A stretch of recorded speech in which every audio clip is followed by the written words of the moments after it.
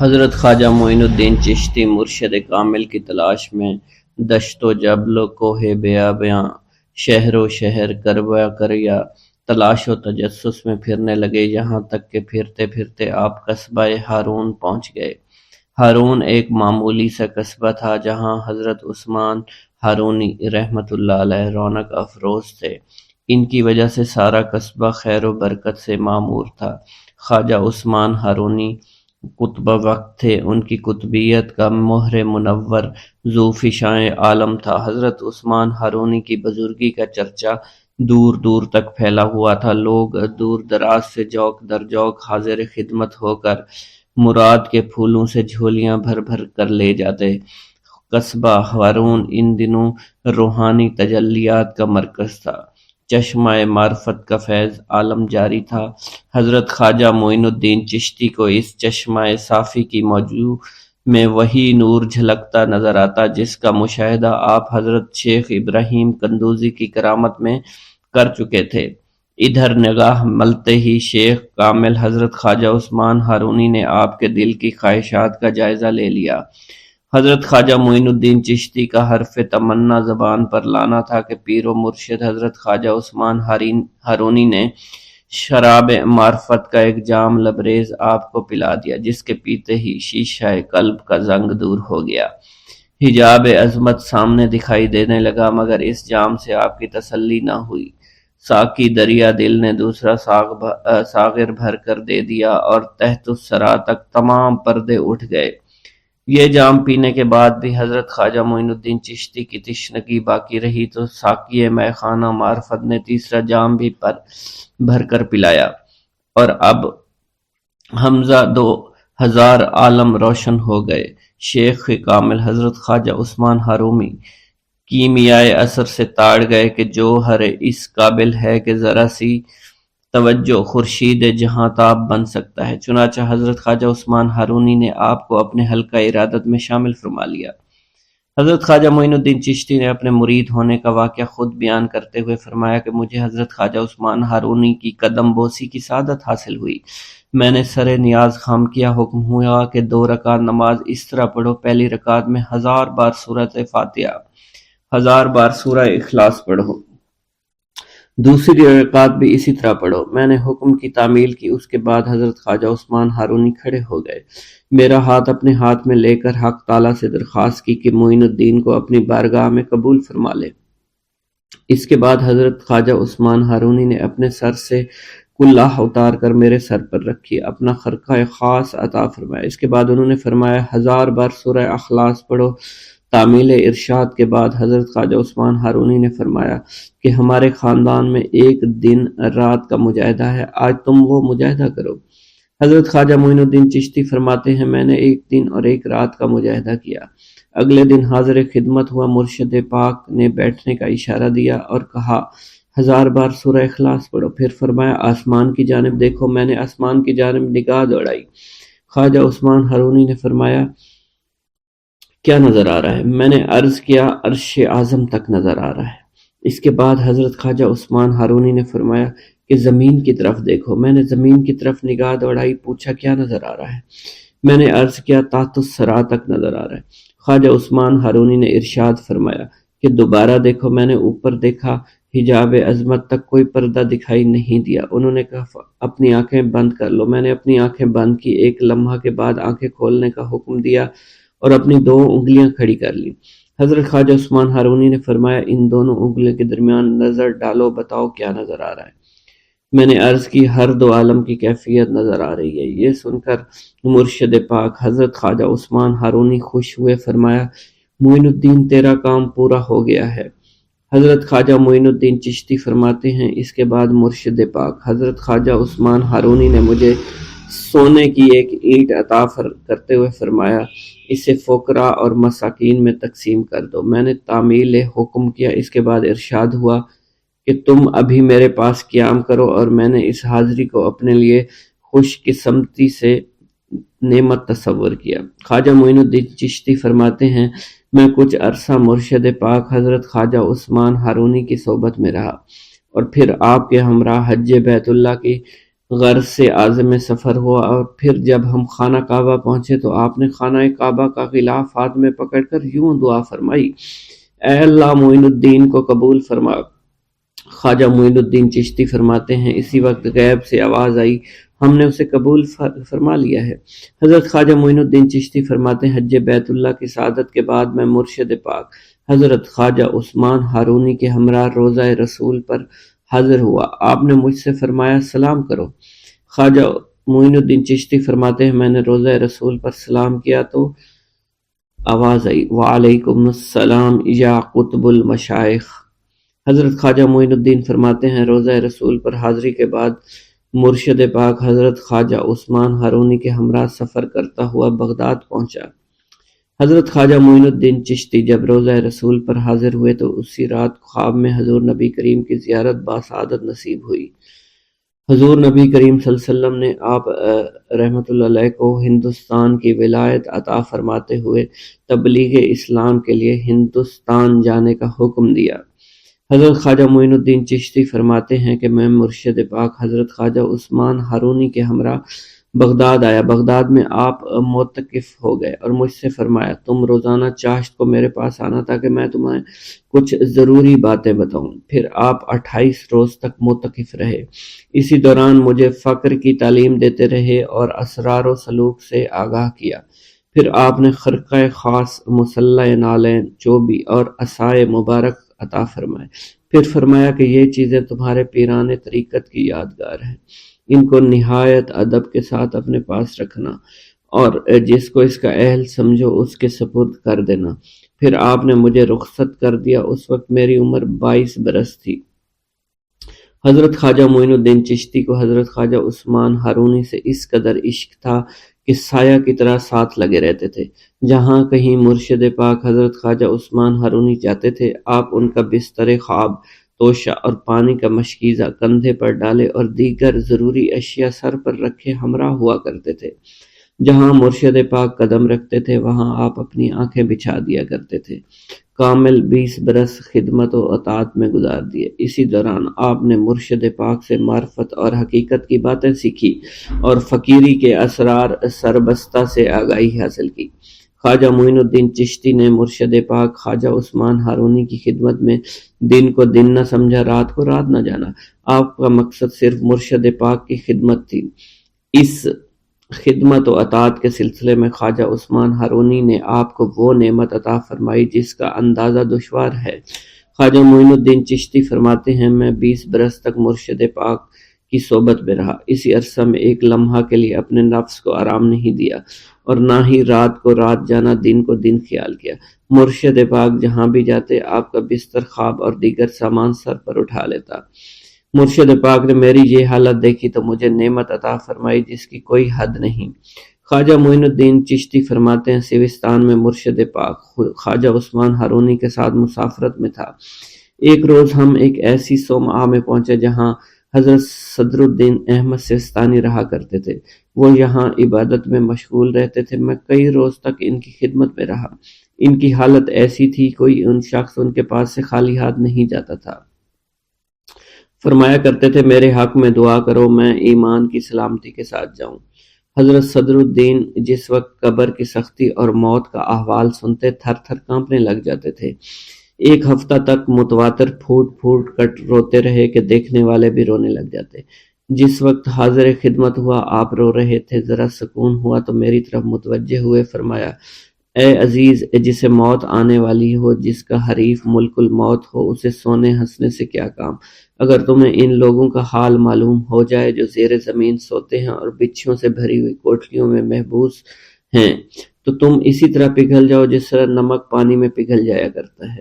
خواجہ معین الدین چشتی فرماتے ہیں پھر حضرت صدر الدین احمد سیستانی نے مجھ سے فرمایا میں تمہیں 30 برس بیشتر کا واقعہ سناتا ہوں۔ بصرہ کے ایک قبرستان میں ایک بزرگ میرے پاس بیٹھے ہوئے تھے۔ ہمارے قریب ایک قبر میں مردے کو عذاب ہو رہا تھا۔ یہ حالت دیکھ کر وہ بزرگ نعرہ مار کر مر گئے۔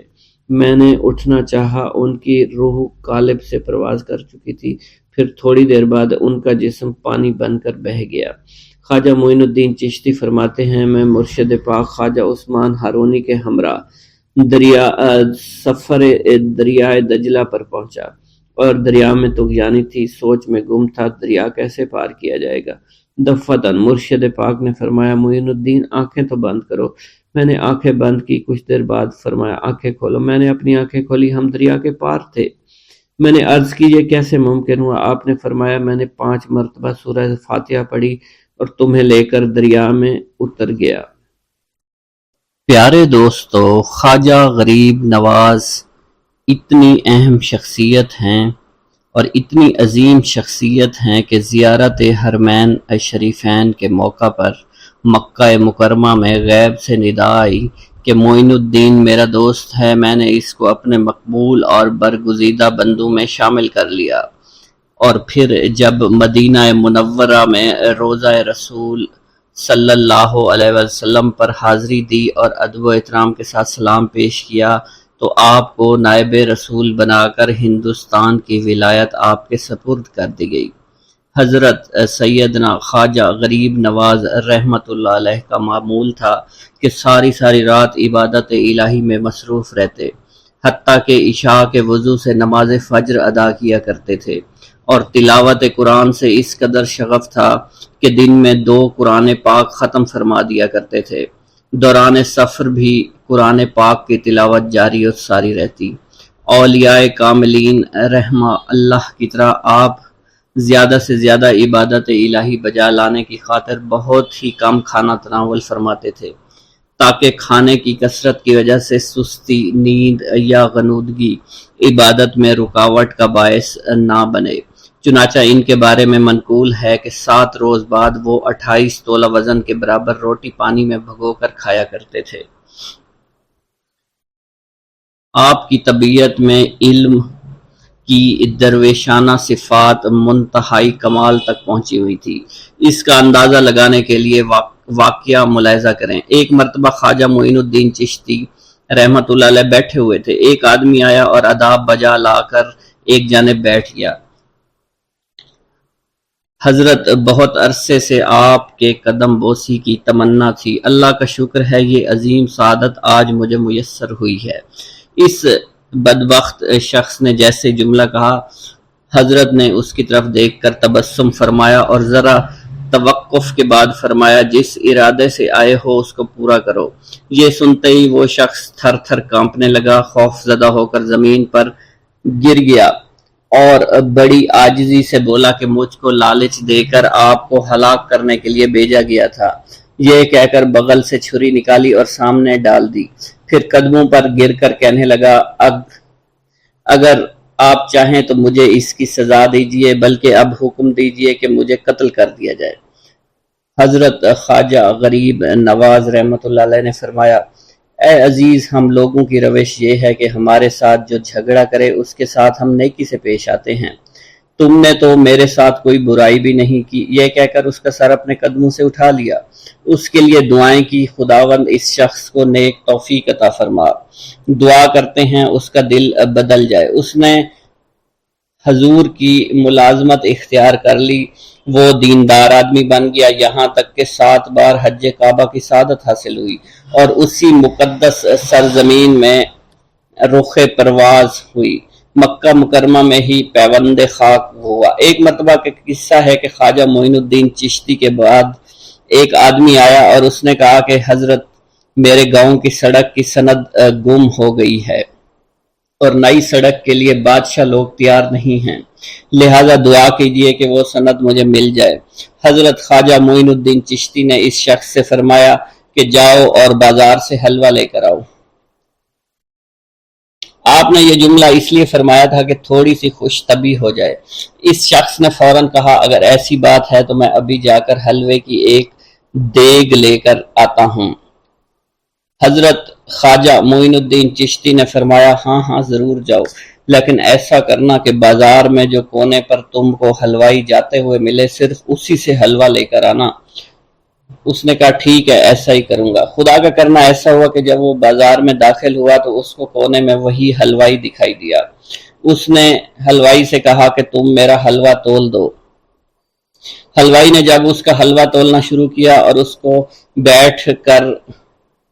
बैठने का कहा اور ساتھ ہی اس نے کاغذ اٹھایا تو اس آدمی نے اس کو کہا ٹھہرو، اس کاغذ میں حلوہ مت ڈالو، تم کسی اور کاغذ میں مجھے حلوہ ڈال کر دو، کیونکہ یہ تو وہی کاغذ ہے جو مجھے چاہیے تھا۔ اور حلوائی نے وہ کاغذ اٹھا کر اسے دے دیا اور دوسرے کاغذ میں حلوہ ڈال کر اسے دے دیا۔ وہ آدمی واپس آیا اور اس نے سارا ماجرا بیان کیا۔ حضرت خواجہ معین الدین چشتی اجمیری رحمۃ اللہ علیہ نے تبسم فرمایا اور کہا کہ جاؤ، یہ حلوہ بھی اپنے ساتھ لے جاؤ، اپنے بچوں کو کھلا دو اور اللہ کا شکر ادا کرو۔ اور اسی کے ساتھ ساتھ ایسے بزرگوں کے کچھ انداز اور کچھ کردار ہوا کرتے ہیں جس کی وجہ سے لوگ ان کی طرف دیوانہ وار بھاگتے چلے آتے ہیں۔ کچھ ایسے ہی کردار خواجہ غریب نواز کے بھی تھے۔ مثلا آپ رحمت اللہ علیہ فرماتے ہیں کہ میں 8 سال اپنے مرشد کی خدمت میں مصروف رہا، ایک لمحہ بھی آرام نہیں کیا، میں نے نہ رات دیکھی نہ دن، ہمیشہ ان کے سفر میں رہا، کیونکہ کپڑے ہی بیشتر اور دیگر زمانے سفر سر پر رکھ کر ان کے ساتھ چلتا رہا۔ جب انہوں نے مجھ درویش کی خدمت کو دیکھا، مجھے وہ نعمت عطا فرمائی جس کے نہ کوئی حد ہے اور نہ کوئی انتہا، الغرض اس کب تک بارگاہ مرشد کے خادم بنے رہے، یہاں تک کہ کامیابی حاصل کر لی گئی، منزل مقصود تک آپ پہنچ گئے، حتیٰ کہ سند کے طور پر مرشد کامل نے ارشاد فرمایا ہمارا معین الدین اللہ کا محبوب ہے۔ اسی طرح آپ کے انداز بارفتہ دیوانہ وار بنانے والی ایک اور بڑی خوبی یہ تھی کہ آپ کو انسانیت سے بڑا پیار تھا، بلا تفریق، بلا مذہب ملت، مظلوم کی امداد و حاجت روائی کیا کرتے تھے، گویا اپنے اوپر آپ نے لازم کر لیا تھا۔ مثال کے طور پر اس مظلوم مقتول کی حیات رو کے واقعے کو ملاحظہ فرمائیے۔ ایک حاکم نے ایک شخص کو بے گناہ پھانسی کی سزا دے دی۔ مقتول کی ماں حضرت خواجہ کی خدمت میں آئی، آپ اس وقت وضو فرما رہے تھے، اس عورت نے آتے ہی گریہ زاری شروع کر دی کہ خدا کے لیے میری فریاد سن لو، شہر کے حاکم نے ناحق میرے بیٹے کو قتل کر دیا ہے اور پھانسی کی سزا سنا دی ہے۔ حضرت خواجہ نے متوجہ ہو کر اس کی فریاد کو غور سے سنا۔ جب آپ کو یقین ہو گیا بالکل صحیح ہے، خواب میں اپنا عصا ہاتھ میں لیا اور اپنے مریدین کے ساتھ روانہ ہو گئے۔ ہر شخص حیران پریشان تھا کہ دیکھیے غیب سے کیا ظہور میں آتا ہے۔ حضرت خواجہ سیدھے مقتول کے پاس کھڑے ہو گئے اور دیر تک اس کی لاش کو دیکھتے رہے، پھر اپنے عصا سے اس کی گردن کو چھو کر فرمایا اے مظلوم، اگر تجھ کو بے قصور مارا گیا ہے تو اللہ کے حکم سے زندہ ہو جا اور پھانسی کے تختے سے اتر جا۔ ان الفاظ کا زبان مبارک سے نکلنا تھا کہ مقتول زندہ و سلامت پھانسی کی تختی سے نیچے آ گیا، جیسے حکم کا منتظر ہو، اور فوراً حضور کے قدموں میں آ کر گر گیا۔ اسی وجہ سے آپ رحمت اللہ علیہ اپنے مریدین سے بے پناہ محبت فرمایا کرتے تھے، اور صرف حیات ظاہری میں ہی نہیں بلکہ وفات کے بعد بھی اپنے مریدین کے لیے اس وقت دعا فرمائیں گے جب آپ کا حرم کعبہ میں مصروف تھے اور آواز آئی اے معین الدین، میں تجھ سے خوش ہوں اور تجھ کو بخش دیا، کچھ تمہاری خواہش ہے مانگو میں تمہیں عطا کر دوں گا۔ آپ نے دعا فرمائی اے اللہ میرے مریدوں کو بخش دینا۔ آواز آئی معین الدین تو میرا مخصوص برگزیدہ بندہ ہے، میرے تمام مریدین جو بھی تیرے شجرے میں شامل ہوں گے سب کو بخش دوں گا۔ اس کے بعد خواجہ غریب نواز رحمۃ اللہ علیہ اکثر فرمایا کرتے تھے کہ جب تک میرے مریدین جنت میں قدم نہیں رکھ لیں گے میں بہشت میں داخل نہیں ہوں گا۔ آپ رحمت اللہ علیہ کو اگر آج بھی خواجہ ہند کہا جاتا ہے تو یوں ہی نہیں کہا جاتا، بلکہ ایران سے ہندوستان تک بہت سی مشکلات کا سامنا کیا، راہ حق میں بے نظیر قربانیاں دی، جس کی گواہی خود غیب سے ملی، یعنی جس نے اپنی پوری زندگی بھی اللہ کے لیے وقف کر دی، حتیٰ کہ آپ کی روح بھی اللہ کی محبت میں رجب المرجب 632 ہجری میں پرواز کر گئی۔ اللہ رب العزت سے دعا ہے کہ ہم تمام کو فیضان خواجہ سے فیض یاب فرما، بلکہ تعلیمات خواجہ پر عمل پیرا ہونے کی توفیق عطا فرما، آمین یا رب العالمین۔ حضرت شیخ ابراہیم قندوزی کی آمد۔ ایک دن حضرت خواجہ معین الدین چشتی حسب معمول درختوں کو پانی دے رہے تھے۔ حضرت شیخ ابراہیم قندوزی گھومتے پھرتے اسی باغ کی طرف آن نکلے۔ حضرت شیخ ابراہیم قندوزی اسی آبادی میں رہا کرتے تھے جہاں آپ مقیم تھے۔ اور وہ اللہ عز و جل کے عشق میں اس قدر ڈوبے ہوئے تھے کہ ان پر عشق حقیقی کی وجہ سے اکثر خود فراموشی کی حالت طاری رہتی تھی۔ آبادی کے بچے اور بوڑھے انہیں مجذوب کہا کرتے تھے اور قدر کی نگاہ سے دیکھا کرتے تھے۔ جس وقت آپ کی نظر حضرت شیخ ابراہیم قندوزی پر پڑی تو سب کام چھوڑ کر آپ ان کی جانب متوجہ ہو گئے۔ آگے بڑھ کر خوش آمدید کہا اور دست مبارک کو بوسہ دیا، پھر نہایت عزت اور احترام کے ساتھ ایک سایہ دار درخت کے نیچے بٹھایا۔ ان دنوں انگوروں کا موسم تھا، کچھ پکے ہوئے خوشے بیلوں سے اتار کر آپ کی خدمت میں پیش کیے اور خود باادب ہو کر دو زانوں بیٹھ گئے۔ حضرت شیخ ابراہیم قندوزی کو حضرت خواجہ معین الدین چشتی کی مہمان نوازی کا انداز بہت پسند آیا۔ آپ کا یہ ادب بہت بھلا محسوس ہوا۔ حضرت شیخ ابراہیم قندوزی پہچان گئے کہ یہ بچہ نہایت ہونہار اور راہ حق کا متلاشی ہے۔ حضرت شیخ ابراہیم قندوزی نے اپنی جیب سے ایک کھلی کا ٹکڑا نکالا، دندان مبارک سے چبا کر خواجہ معین الدین چشتی کے دہنے مبارک میں ڈال دیا۔ وہ کھلی کا ٹکڑا شباب معرفت کا جام تھا جسے پیتے ہی آپ پر خودی کی کیفیت طاری ہو گئی اور نگاہوں سے تمام حجابات دور ہو گئے، آنکھوں میں نور ہی نور چھا گیا، تعینات کے حجابات سامنے سے اٹھ گئے، جوش حیرت قلب پر طاری ہو گیا، آنکھیں کھلی کی کھلی رہ گئیں۔ یہ نہیں کہا جا سکتا حضرت خواجہ معین الدین چشتی اس حالت فراموشی میں کب تک آئینہ حیرت بنے رہے۔ جب آپ کو ہوش آیا تو ساقی جام معرفت محفل سے اٹھ چکا تھا، دل قابو سے باہر ہو گیا، طبیعت پر جبر کر کے دامن صبر قرار تھام کر کے بیٹھ گئے۔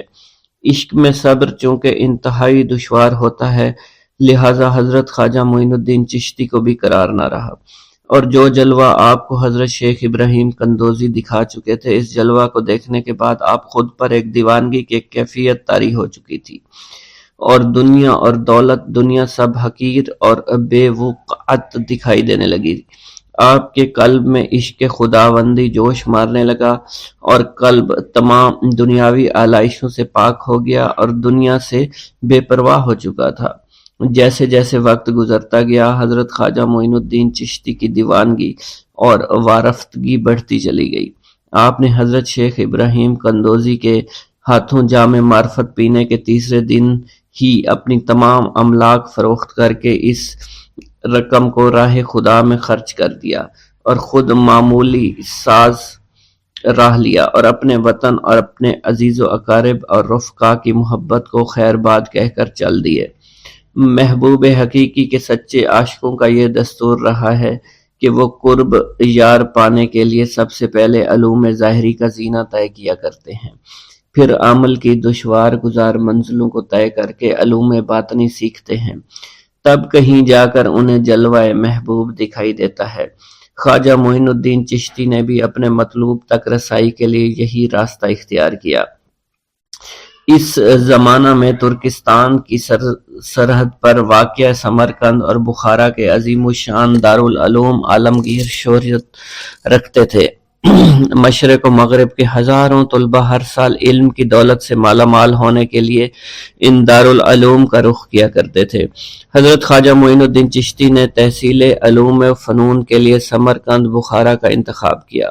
بخارا پہنچ کر آپ علم حاصل کرنے میں مشغول ہو چکے تھے، اگرچہ حضرت خواجہ معین الدین چشتی کی صغیر سنی کی تعلیم کے متعلق کسی سوانح نگار نے قلم کو جنبش نہیں دی کہ والدین نے آپ کو گھر میں ابتدائی تعلیم دی تھی، مگر سادات خراسان کے مقتدر خاندانوں سے تعلق اور عارف و کامل صاحب فضل و کمال باپ کی گود میں پرورش پانے والے حضرت خواجہ معین الدین چشتی بھلا کیوں کر ان پڑھ رہ سکتے تھے۔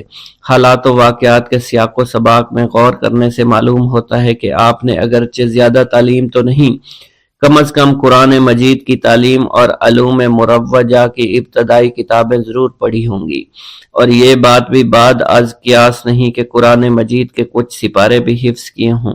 بہرحال بخارا پہنچنے سے پہلے آپ نوشت خواندند سے واقف ضرور تھے۔ حضرت خواجہ معین الدین چشتی بخارا کے تمام علماء فضلاء کے حلقہ درس میں شریک ہوئے۔ تذکروں اور سوانح عمری کے مطالعہ سے یہ پتہ نہیں چلتا ہے کہ آپ نے کن کن اساتذہ کے سامنے زانوئے تلمند طے کیا، مگر آپ کے اساتذہ میں حضرت مولانا حسام الدین بخاری خصوصیت کے ساتھ قابل ذکر ہیں، جنہوں نے آپ کو دستار فضیلت عطا فرمائی۔ حضرت مولانا حسام الدین بخاری کی درسگاہ سے آپ نے علوم ظاہری کی تکمیل فرمائی۔ 23 سے 24 برس کی عمر میں علوم ظاہری کی تکمیل کے بعد صفائی قلب اور تزکیہ نفس کا ضروری سامان حضرت خواجہ معین الدین چشتی کو باہم پہنچ گیا تھا، مگر قلب جس تسکین کا متلاشی تھا وہ نصیب نہ ہوئی، اور جس محبوب کو جی بھر کر دیکھنے کی آرزویں دل میں چوٹکیاں لے رہی تھی اس تک ابھی رسائی نہیں ہوئی تھی۔ عشق اور مشک چھپائے نہیں چھپتا، عشق کی آگ حضرت خواجہ معین الدین چشتی کے تن اور من کو جلا رہی تھی۔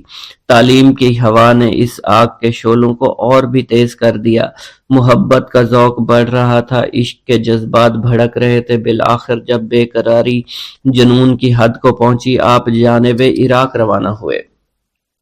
قصبہ سبحان پہنچ کر حضرت شیخ نجم الدین کبرا سے ملاقات ہوئی اور 15 دن آپ نے حضرت شیخ نجم الدین کبرا کے ہاں قیام فرمایا۔ سبحان سے روانہ ہو کر سنجان سے روانہ ہو کر حضرت خواجہ معین الدین چشتی بغداد شریف روانہ ہو گئے۔ ان دنوں حضور سیدنا غوث اعظم قصبہ جبل میں تشریف فرما تھے۔ یہ قصبہ کوہ جودی کے دامن میں آباد تھا، جہاں طوفان نوح کے وقت حضرت نوح کی کشتی آ کر رکی تھی۔ آپ حضور سیدنا غوث اعظم کی صحبت اور زیارت سے مشرف ہوئے۔ اس وقت آپ کی ابتدائی حالت تھی۔ حضور سیدنا غوث اعظم نے آپ کے حق میں دعائے خیر فرمائی۔ اس وقت آپ کی ابتدائی حالت تھی۔ حضور سیدنا غوث اعظم نے آپ کے حق میں دعا فرمائی۔ انہوں نے بشارت دی کہ آپ مقتدائے روزگار ہوں گے، خلق اللہ آپ سے فیض یاب ہو گئی۔ آپ نے حضور سیدنا غوث اعظم کے پاس کچھ عرصہ قیام کیا اور واپس تشریف بسم اللہ الرحمن الرحیم۔ قطب الاقطاب حضرت خواجہ قطب الدین بختیار کاکی اوشی رحمۃ اللہ علیہ فرماتے ہیں، میں جب تک مرشد پاک خواجہ خواجگان حضرت خواجہ معین الدین چشتی کی صحبت میں رہا، کبھی بھی آپ کو ناراض نہ ہوتے دیکھا، ماں سوائے ایک دن جب آپ کہیں تشریف لے جا رہے تھے اور شیخ علی خادم بھی آپ کے ساتھ تھا۔ راستہ میں کسی شخص نے شیخ علی خادم کا دامن پکڑ کر سخت سست کہنا شروع کر دیا۔ آپ نے پوچھا، کیا بات ہے، تو انہیں اس کا دامن کیوں پکڑا ہے اور کیوں اسے برا بھلا کہتا ہے؟ اس شخص نے کہا، حضور یہ میرا مقروض ہے اور قرض ادا نہیں کر سکتا۔ قطب الاقطاب حضرت خواجہ قطب الدین بختیار کاکی فرماتے ہیں، مرشد پاک خواجہ خواجگان حضرت خواجہ معین الدین چشتی نے فرمایا، تم اسے چھوڑ دو، وہ تمہارا قرض تمہیں لوٹا دے گا۔ قطب الاقطاب حضرت خواجہ قطب الدین بختیار کاکی فرماتے ہیں، اس شخص نے مرشد پاک خواجہ خواجگان حضرت خواجہ معین الدین چشتی کی بات ماننے سے انکار کر دیا۔ آپ کو غصہ آ گیا، آپ نے اپنی چادر اتار کر زمین پر پھینک دی اور فرمایا، اس چادر کے نیچے سے جتنا تیرا قرضہ ہے لے لے، خبردار زیادہ لینے کی کوشش مت کرنا۔ قطب الاقطاب حضرت خواجہ قطب الدین بختیار کاکی فرماتے ہیں، اس شخص نے اپنے قرض سے زیادہ رقم اٹھا لی اور اس کا ہاتھ اسی وقت سوکھ گیا۔ ایک روز اجمیر کے ایک کسان نے حضرت خواجہ معین الدین چشتی سے فریاد کی، میرے کھیت یہاں کے حاکم نے ضبط کر لیے ہیں اور وہ کہتا ہے جب تک فرمان شاہی پیش نہ کرو تمہارے کھیت واپس نہیں ملیں گے۔ میں امداد کا درخواست گزار ہوں کیونکہ انہی کھیتوں سے میرے معاش کا دار و مدار ہے۔ حضرت خواجہ معین الدین چشتی نے کچھ دیر تأمل کے بعد فرمایا، ہاں میری سفارش سے تیرا کام ہو جائے گا اور اللہ تعالیٰ نے تیرے اس کام کے لیے مجھے مامور کر دیا ہے، تو میرے ساتھ چل۔ پھر حضرت خواجہ معین الدین چشتی اس کسان کو لے کر دہلی کی جانب عازم سفر ہوئے اور دہلی آمد سے پہلے اپنے جانشین قطب الاقطاب خواجہ قطب الدین بختیار کاکی کو اپنی آمد کے متعلق بتایا۔ حالانکہ اس سے پہلے آپ دہلی جاتے تو انہیں پہلے اطلاع پہنچا دیا کرتے تھے۔ خواجہ معین الدین چشتی دہلی کے قریب پہنچے تو کسی شخص نے آپ کو پہچان کر بختیار کاکی رحمۃ اللہ علیہ کو اطلاع دی، خواجہ خواجگان حضرت خواجہ معین الدین چشتی دہلی تشریف لا رہے ہیں۔ حضرت قطب الدین بختیار کاکی نے سلطان شمس الدین التمش کو خواجہ خواجگان معین الدین چشتی کی آمد کی اطلاع پہنچائی اور خود استقبال کے لیے چل دیے۔ سلطان شمس الدین التمش بھی آپ کے استقبال کے لیے آئے۔ حضرت خواجہ قطب الدین بختیار کاکی مضطرب تھے کہ مرشد پاک اس مرتبہ بغیر اطلاع کے تشریف لائے ہیں اور اپنی آمد کے متعلق بھی نہیں بتا رہے۔ موقع ملتے ہی حضرت قطب الدین بختیار کاکی نے عرض کیا، حضور خادم بارگاہ کو تشریف آوری سے بیشتر ہی اطلاع سے مشرف و ممتاز فرما دیا کرتا تھا، اس مرتبہ بغیر اطلاع تشریف لائے، اس کی کیا وجہ ہے؟ خواجہ معین الدین نے فرمایا، میں اس غریب کے کام کے لیے آیا ہوں۔ پھر خواجہ معین الدین نے تمام حال حضرت بختیار کاکی کو سنایا۔ بختیار کاکی نے عرض کی، حضور اگر آپ کا خادم بھی بادشاہ سے فرمان عالی کہہ دیتا تو اس کی کیا مجال تھی؟ اس کے بموجب فرمان عالی اس شخص کو مراد پوری نہ ہوتی تو آپ نے خود کیوں اس قدر تکلیف گوارا کی؟ حضرت خواجہ معین الدین چشتی نے فرمایا، یہ بات درست ہے، مگر ہر مسلمان رحمت حق تعالیٰ سے قربت رکھتا ہے۔ جس وقت یہ شخص میرے پاس آیا تو انتہائی ملول اور حزین تھا۔ میں نے مراقب ہو کر بارگاہ احدیت میں عرض کیا تو مجھے حکم ہوا کہ اس کے رنج و غم میں شریک ہونا بھی عبادت ہے، اسی وجہ سے میں خود یہاں چل کر آیا ہوں۔ اگر میں وہیں سے اس شخص کی سفارش کر دیتا تو اس ثواب سے محروم رہ جاتا جو کہ ہر قدم پر اس کی خوشی سے حاصل ہے۔ قطب الاقطاب حضرت خواجہ قطب الدین بختیار کاکی اوشی رحمۃ اللہ علیہ فرماتے ہیں، ایک روز میں مرشد پاک خواجہ خواجگان حضرت خواجہ معین الدین چشتی کی خدمت میں حاضر تھا اور فقر و سلوک کے متعلق بات ہو رہی تھی۔ مرشد پاک اچانک دائنی طرف دیکھ کر کھڑے ہو گئے۔ تین بار ایسا ہوا۔ میں نے عرض کی، حضور کیا بات ہے؟ حضرت خواجہ چشتی نے فرمایا، اس وقت میرے پیر و مرشد حضرت خواجہ عثمان ہارونی کا مزار اقدس ہے۔ میں جب اس طرف نگاہ اٹھاتا ہوں تو مزار اقدس نظر آتا ہے اور میں تعظیم کے لیے کھڑا ہو جاتا ہوں۔ حضرت خواجہ معین الدین چشتی کو سما کا بے حد شوق تھا۔ آپ کی محفل کبھی کسی سما سے خالی نہیں رہتی تھی۔ حالت ذوق و شوق میں بے ہوش ہو جایا کرتے تھے۔ بڑے بڑے مشائخ علماء آپ کی محفل میں شریک ہوتے تھے۔ آپ کی محفل سما میں ایک بار سما سننے کے بعد آدمی صاحب ذوق و شوق ہو جایا کرتا تھا اور علماء کرام نے کبھی بھی سما پر اعتراض نہیں کیا۔ ایک روز حضرت خواجہ معین الدین چشتی کا دریائے کرم جوش پر تھا۔ آپ نے فرمایا، جو مانگتا ہے مانگ لو، قبولیت کا دروازہ کھلا ہے۔ ایک شخص نے دنیا طلب کی، دوسرے نے آخرت طلب کی، دونوں کا منشا پورا ہو گیا۔ اس کے بعد خواجہ معین الدین چشتی نے حضرت قاضی حمید الدین ناگوری کی طرف متوجہ ہو کر فرمایا، میں نے تمہارے لیے اللہ سے طلب کیا ہے، تم دنیا اور آخرت میں معزز اور مکرم ہو۔ پھر حضرت خواجہ معین الدین چشتی نے حضرت خواجہ قطب الدین بختیار کاکی اوشی کی جانب توجہ فرمائی اور فرمایا، تم کیا مانگتے ہو؟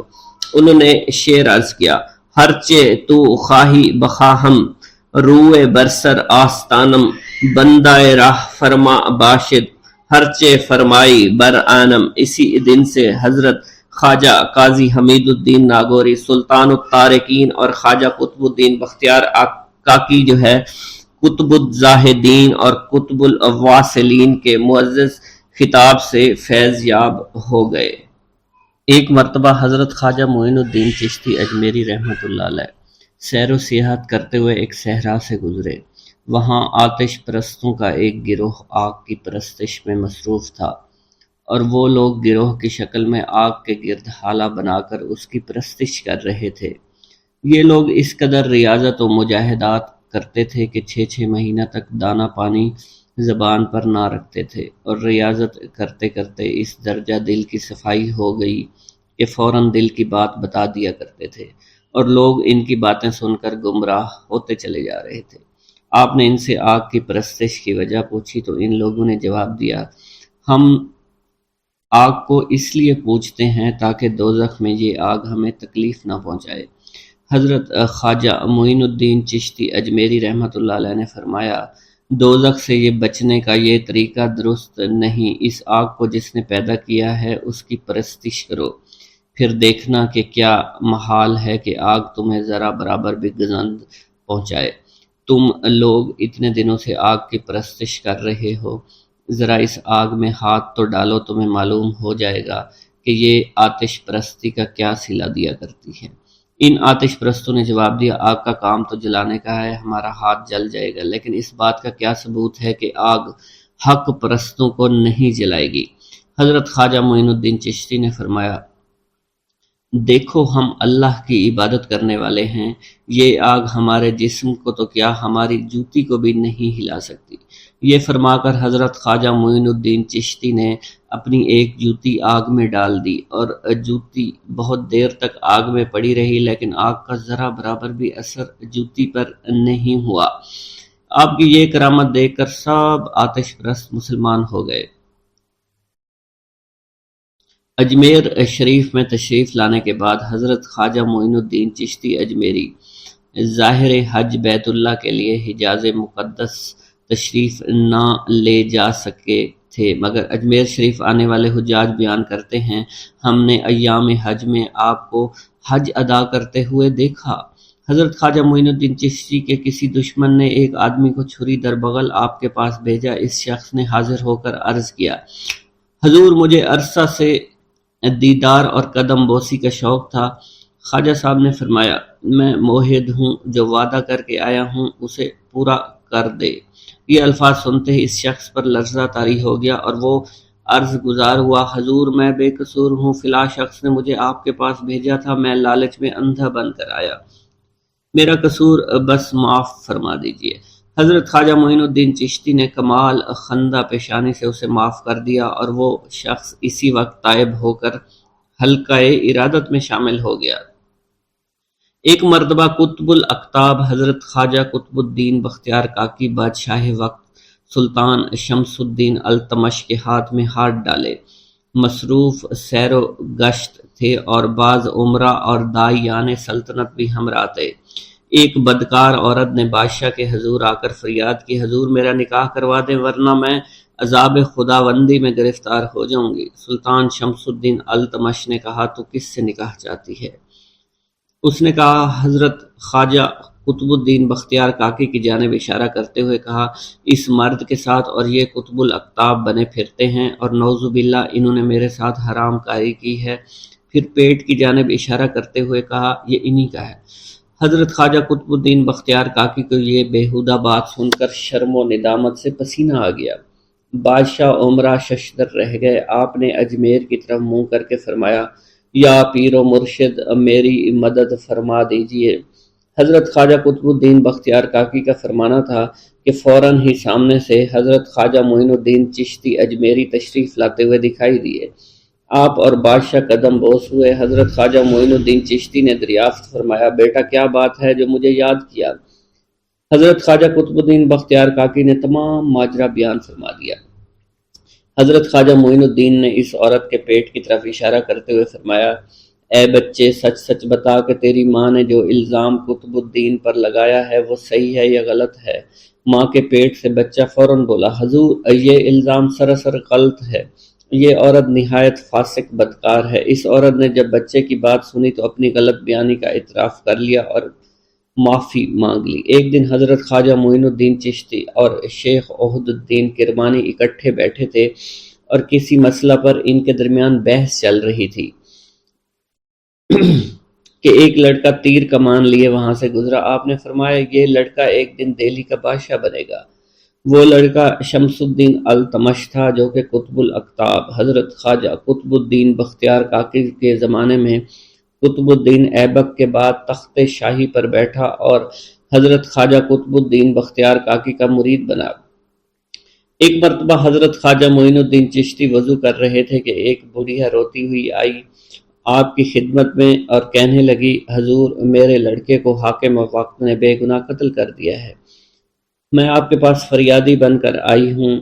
آپ اٹھ کھڑے ہوئے اور فرمایا، تیرا مقتول کہاں ہے؟ بڑھیا حضرت خواجہ معین الدین چشتی کو اپنے ساتھ اس جگہ لے گئی۔ آپ نے اس لڑکے کا سر دھڑ ہلا کر بارگاہ خداوندی میں دعا کی، وہ لڑکا زندہ ہو گیا اور دونوں ماں بیٹا آپ کے مرید بن گئے۔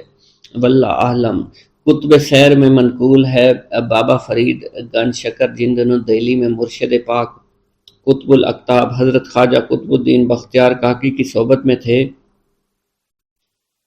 اور چلہ کشی میں مشغول تھے، ایک دن آپ کے دادا مرشد خواجہ خواجگان خواجہ غریب نواز حضرت خواجہ معین الدین چشتی اجمیری دہلی تشریف لائے اور حضرت خواجہ قطب الدین کی خانقاہ میں مقیم ہو گئے۔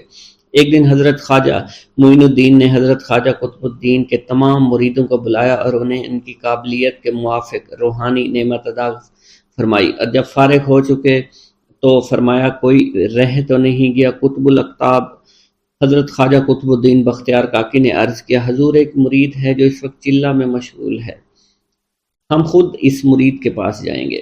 پھر دونوں حضرات اس حجرہ میں پہنچے جہاں بابا فرید الدین کنشکر چلہ کشی میں مشغول تھے۔ بابا فرید نے جب دادا مرشد خواجہ خواجگان حضرت خواجہ معین الدین چشتی کو دیکھا تو احتراماً کھڑا ہو گئے، نقاہت کی وجہ سے گر گئے اور روتے ہوئے قدموں میں سر رکھ دیا۔ آپ نے خواجہ قطب الدین سے فرمایا، تم کب تک اس جوان کو یوں مجاہدہ کی بھٹی میں جلائے رکھو گے؟ آؤ ہم دونوں اسے نعمت باطنی سے نوازتے ہیں۔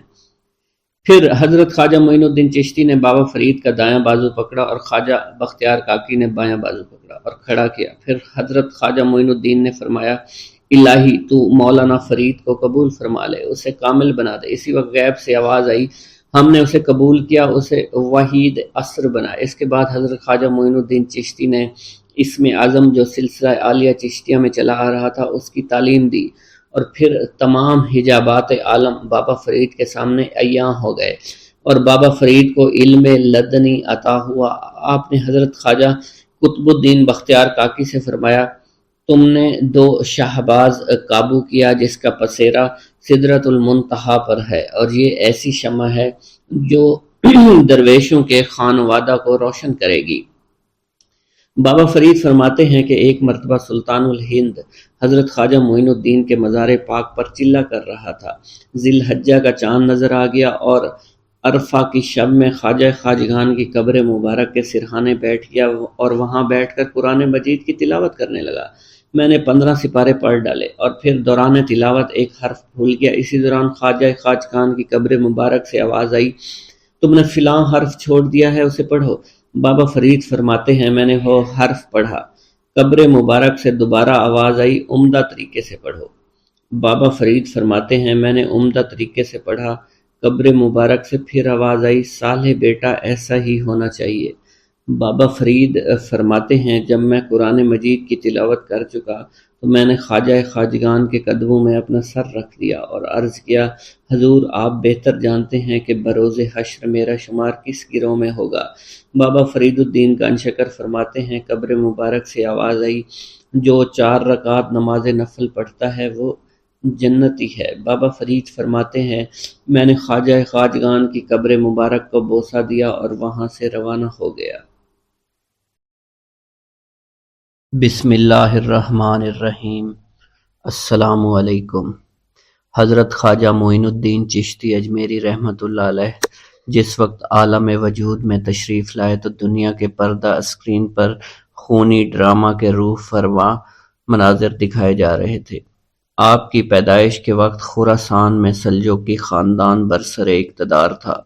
ان دنوں سیستان اور گرد و نواح پر تازہ مصیبت آن پڑی تھی کہ حکومت کی کمزوریوں کو محسوس کرتے ہوئے ترکوں کے ٹڈی دل لشکر نے حملہ کر دیا تھا۔ اس لڑائی میں وہاں کا بادشاہ مارا گیا۔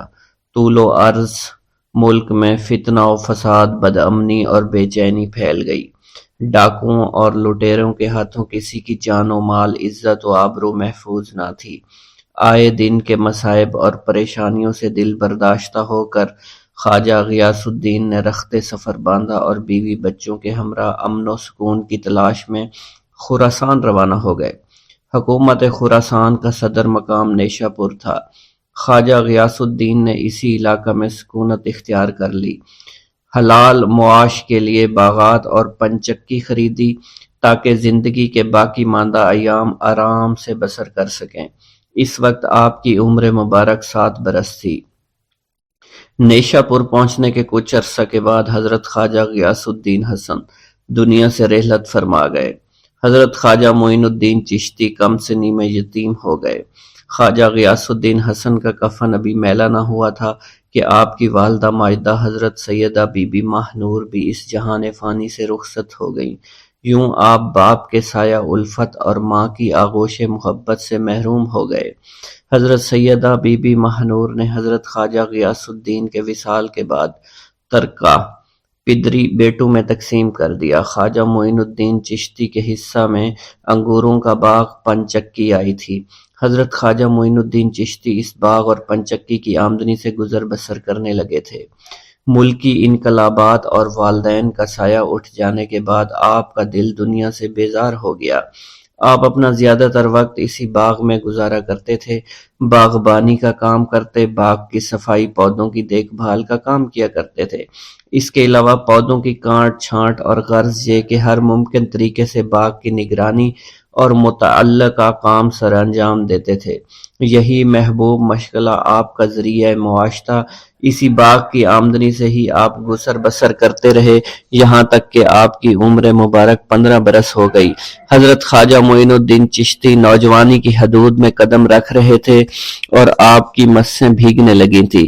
خط کے آثار نمودار ہو رہے تھے اور عہد طفولیت کے حالات و واقعات و تجربات سے آپ سنجیدہ مزاج اور پختہ کار بن گئے تھے۔ باغبانی کے کام اور نماز سے فراغت کے بعد جو وقت فرصت ملتا تھا اس میں اکثر بحر خیالات میں غوطہ زن رہا کرتے تھے۔ دل دنیائے ناپید کنار سے بیزار ہو چکا تھا۔ آپ کی حقیقت شناس نگاہیں کسی ایسے راستہ کی تلاش میں تھی جو بندے کو اللہ سے ملا دے۔ آپ سوچتے سوچتے گھبرا جایا کرتے تھے اور گم کردہ مسافر کی طرح بھٹک جایا کرتے تھے۔ بالآخر ایک روز قسمت کا ستارہ چمکا اور اللہ نے ایک مجذوب کی شکل میں آپ کی رہنمائی فرمائی۔